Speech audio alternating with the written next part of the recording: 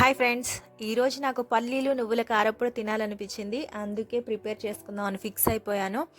చాలా టేస్టీగా ఉంటుంది. వేడి వేడి అన్నంలో వేసుకొని నెయ్యి వేసుకొని తింటుంటే ఆహా, సూపర్ అంటే సూపర్ ఉంటుంది. ఇంకా కడాయి పెట్టుకొని కడాయి వేడయ్యాక అందులో పల్లీలు వేయించుకొని మంచిగా ఒక బౌల్లో తీసి పక్కన పెట్టుకోండి. మళ్ళీ అదే కడాయిలో కొద్దిగా శనగపప్పు మినపప్పు వేసుకొని ఓన్లీ లో ఫ్లేమ్ మీద మాత్రమే ఫ్రై చేసుకోండి. దోరగా ఫ్రై అయ్యాక దీంట్లోకి మంచిగా రుచికి సరిపడా ధనియాలు, మంచి ఫ్లేవర్ని ఇస్తుంది కారప్పొడిలో.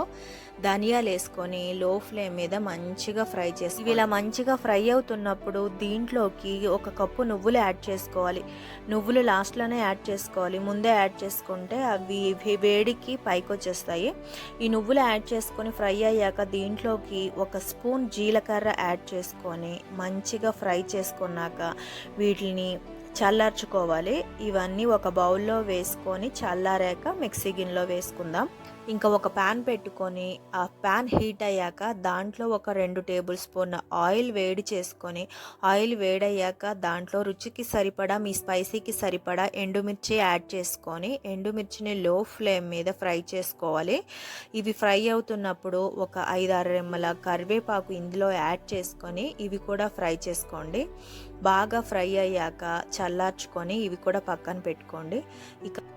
ఇక ఓ మిక్సీ జార్ తీసుకొని దాంట్లో మనం ఇందాక వేయించి పెట్టుకున్న పల్లీలు, నువ్వులు, జీలకర్ర, ధనియాలు, మినపప్పు, శనగపప్పు ఇవన్నీ ఒక మిక్సీ జార్లో వేసుకొని దీంట్లో రుచికి సరిపడా సాల్ట్ కూడా యాడ్ చేసుకొని